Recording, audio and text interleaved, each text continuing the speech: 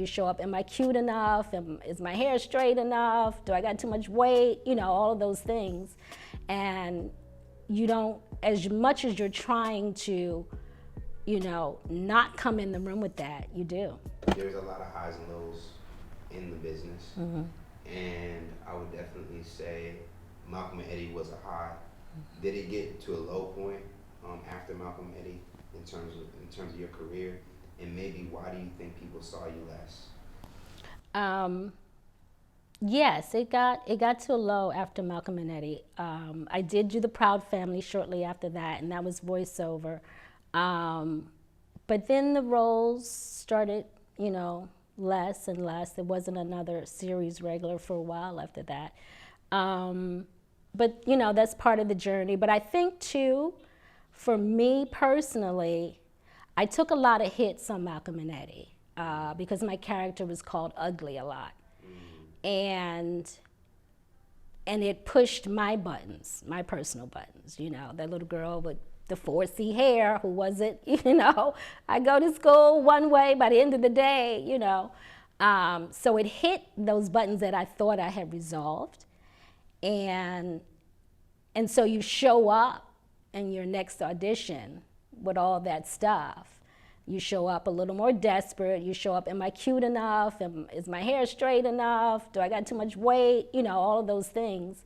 And you don't, as much as you're trying to, you know, not come in the room with that, you do. And so I had to work through all of that. And I think the more I try to repress it, of course, the more, you know, it showed. What kind of work was it? Any far as therapy about it?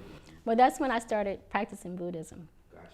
That's when I encountered Buddhism. And then also, you know, break up with Malcolm, and that was kind of hard too. We've been together for 7 years, and, you know, so it was a lot of personal stuff. And so I think, you know, I brought that into the room for sure. And ultimately, did you kind of like just... It's 410, by the way. Yeah. You know. Did you kind of take time for yourself? How did you kind of go through the healing? Yes. It was with Buddhism. Nichiren Buddhism, it teaches you that your happiness, which you kind of know theoretically, your happiness is on the inside, but I was able to see that everything, all of my happiness was tied to things outside me, whether it was my relationship or whether it was booking a job. When I was booking a job, I was happy. When I wasn't, I started getting depressed, a little anxious. And when I learned about a concept we call absolute happiness, where, you know, it has nothing to do with your environment or anything outside yourself. And when I really started to study, I was able to get up off of that emotional roller coaster and really build my confidence and really build a life condition that my work wasn't the center. I was the center. And so things really flipped for me. It was the best decision of my life.